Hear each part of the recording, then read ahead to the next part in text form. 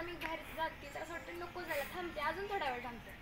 तर माझ्या लाईफमध्ये मी जेवढा एन्जॉय केला असेल ना त्याच्यापेक्षा ग्रेट एक्सपिरियन्स, बेस्ट एक्सपिरियन्स म्हणून मी आशाग्रामला सजेस्ट करेन की कशा प्रकारे म्हणजे तुमचं स्टाफ असेल, ते मुलं असतील, म्हणजे किती छान त्या मुलांची शिस्त तुम्ही लावली असेल. त्या कॅन्टीनमधल्या मावशी त्यांचा एक्सपिरियन्स 14 वर्ष झालं ते काम करतात. प्रत्येक सणाला त्या पुरणपोळीचा स्वयंपाक करून मुलांना घेत देतात. म्हणजे त्या मुलांसाठी एक आईच आहेत इथल्या. तर त्या म्हटल्या की इथली मुलं म्हणजे त्यांचं मन एकदम लहान मुलासारखं आहे, तर आपण त्यांना फक्त समजून घेतलं पाहिजे. जर त्या मावशींना भेटली, ती काही मुलांना भेटली, अक्षरशः तिच्या डोळ्यात पाणी होतं. खूप छान एक्सपिरियन्स तिला मिळाला इथं. क्या कहेंगे फादर?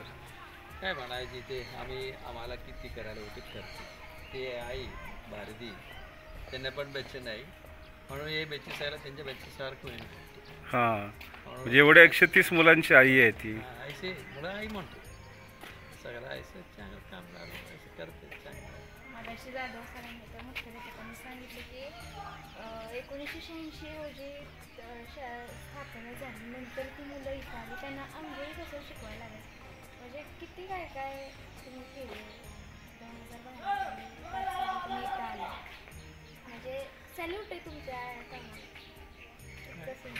नाही आम्ही फक्त माझ्याकडून मी नाही सोबत नाही करता, मी काय करायला टीमवर्क आहे. पण फादर खरंच तुमची मोटिवेशन ज्यानं फार ग्रेट आहे. करायला करतो. लो पिछे आहे म्हणून तुम लो ना सगळं पिछे सगळ्यांची सदिच्छा पाठीमागे आहे. तुम्ही सगळं पिछे आहे म्हणून आम्ही करतो. नाही तो होत नाही ना, किती असतो काय असतो. मला असं अडचण काय नाही, काय असतो काही विचारलं तर देते. मायुरुष म्हणून एक माणूस कोरेगावचा आत्ता फोन केला मी. अच्छा, मला विचारले काय इथून फादर इथं आले ना की प्रत्येकाच्या अशी एवढं सगळं बघितल्यानंतर द्यायची भावना त्याच्या मनात निर्माण होते.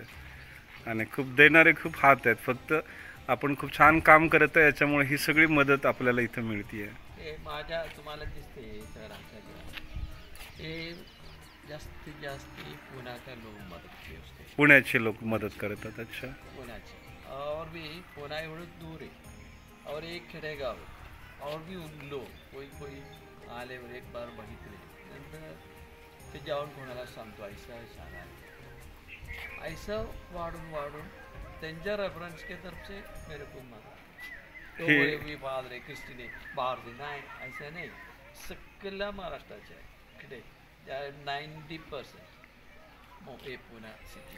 हिला पण काही माहीत नव्हतं की हिच्या आईला पण माहीत नव्हतं. पण अरे चला आपण काहीतरी या मुलांसाठी करूया.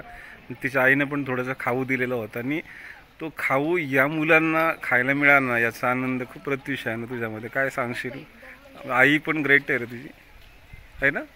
आईलाही माहीत नव्हतं, पण मी सांगितलं की आम्हाला जायचं आहे, आम्ही जाणार आहे उद्या, तर आम्हाला एसटीने जाणार आहे किंवा इथं ते जराशी मेंटली कमी म्हणजे त्यांची वाढ झाली नाही आहे. तर ते आई म्हणते की आपण त्यांच्यासाठी काय करू.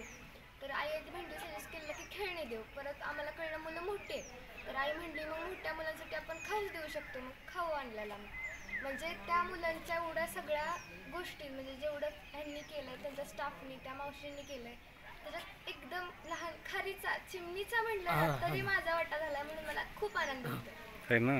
आणि त्या मुलांना माझ्याकडून मदत झाली, त्यांना माझ्याकडून काहीतरी पोषक भेटलंय आणि खूप छान. आज माझी आई असते अनेक काही क्षण असतात आपल्या आयुष्यातले ना, त्यातला एखादा हा क्षण आहे ना.